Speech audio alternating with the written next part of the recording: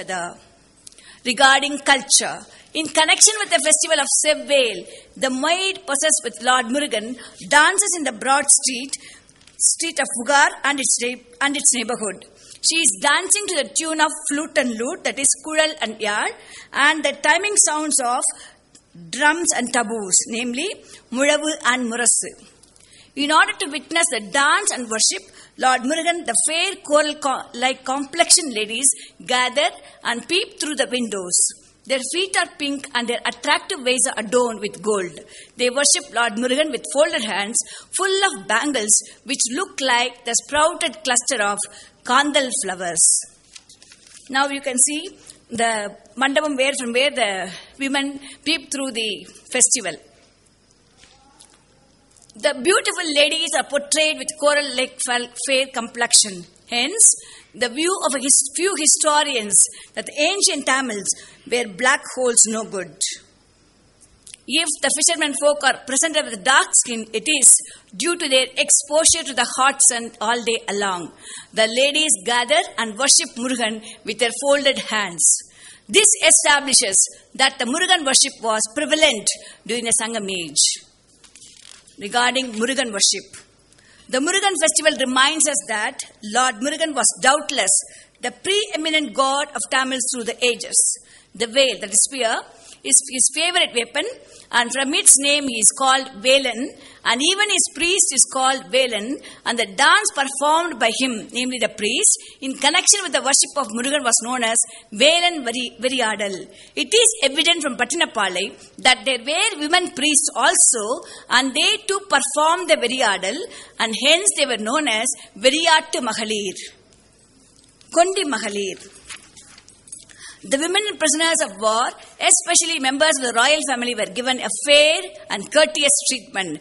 And this can be said to be the most appreciable act of Thirumavalavan. They were called Kondi Magali, that is, taken as war prisoners. These Kondi Magali were entrusted to light the unquenched lamps at the temples in the evening. It is evident that women captives in those days were given fair treatment and due respect. Regarding their dress, a variety of clothing was used by people during this age, including those made of cotton and silk. People living in hilly and deserted areas wore dresses made of foliage and flowers. Skins of animals and barks of trees were used by the forest area people. Men of the poorer class wore only one piece of cloth around the waist. Women covered their upper body with a kind of dress called a kachu.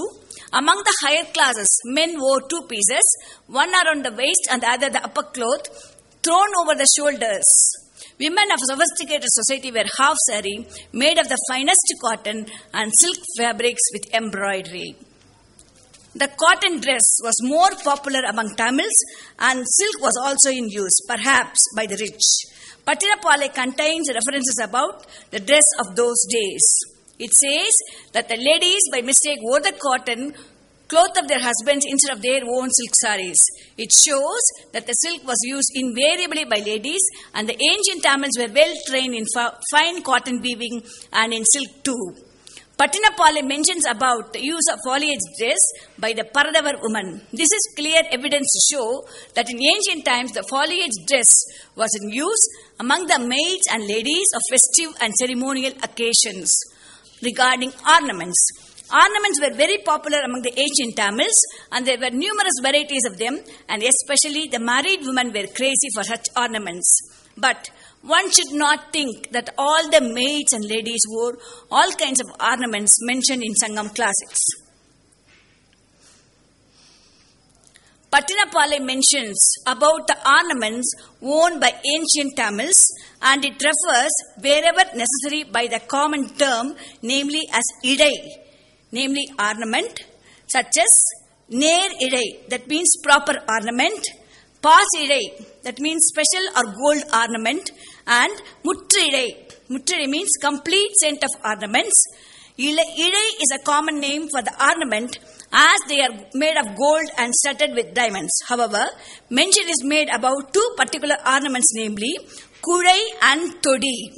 Kudai means an earring, but here the Kanangudai may be said as an ear ornament such as modern jimiki, and pon todi means, in this context, we mean the golden bracelet as it is owned by Pudalvar, namely son. From the above mentioned information, we come to know the Sangam people led a civilized life. Regarding education, Pattanapalli reveals that in Bihar, there were many eminent scholars who had hoisted flags so as to invite other great scholars for debate.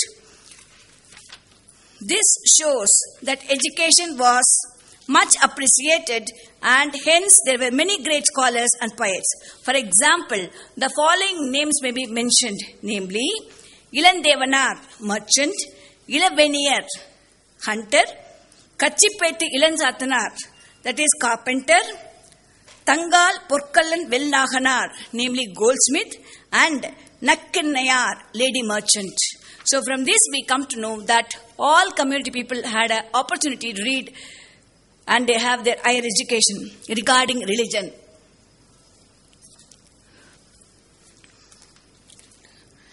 religion is an inseparable and the most important factor in human life. This aspect of the Tamils is described in Pattanapalli. We hear about the worship of Lord Murugan, which seems to be the predominant god of Tamils through the ages. The author takes us to witness the festival of Velliveethiyar in the white street of Bihar, and also maids who offer their prayer with their folded hands. There are references about the Jains and Buddhist pallis and Kali temples, which all can reveal the religious conditions in those days. The women of the Sangam age enjoyed respectable position. Some women were educated. Some of them had knowledge in politics. At times, they used to advise the kings also. Chastity was the most important virtue of Tamil society. Women were given freedom to choose their life partners during the Sangam period. It is clear that ornaments were in use then, and we hear about the garments of foliage, that is tadai, used by the women folk of Paradavar community. The ladies wore silk and cotton dresses and drank wine.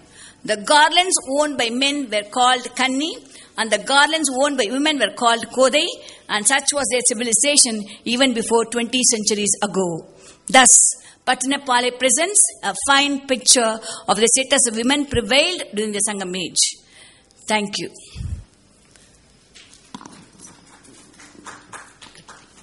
Thank you, Tilagavati. She has given a wide picture of lifestyle lived by women of Sangam age through Pattanapalli. One more information can I add into it? Mutta Chirappin Pattinam Perenum Varirum Kundal Vayangade Vodia Varian Vardian Ninja. This shows the relationship, love relationship between lovers. Yeah. They are willing to give up anything and everything for the sake of their lady life, love. This is also an additional aspect. Okay, thank you so much. Can I call Uma Mageshwari? உயர்நிலை பள்ளியில் ஆசிரியராக பணிபுரிந்து தமிழ் பணி செய்து வரும் அவர் தன் பெண்ணியம் என்ற தலைப்பில் தன்னுடைய கட்டுரையை வழங்குமாறு அன்போடு கேட்டுக்கொள்கிறேன். அவையோர் அனைவருக்கும் இனிய மாலை வணக்கம். 2000 ஆண்டுகள் ஒரே இனத்தவரால் ஒரே மொழியால் தொடர்ந்து ஆளப்பெற்று வந்த நாடு தமிழ்நாடு. தாமரை இலைகளிலும் தாழை மடல்களிலும் எழுதப்பெற்ற நம் சீர்மலில் செந்தமிழ். ஆதலால் நல்லோர்கள் பணி செய்த தமிழ் வாழ்க நாளும் அப்படின்னு ஆரம்பிக்கலாம். நம்ம தமிழனுடைய தனித்தன்மைகள் நமக்கு தெரியும். தமிழன் என்ற சொல்லடா, தலை நிமிர்ந்து நில்லடா, தமிழன் என்ற ஒரு இனம் உண்டு, தனியே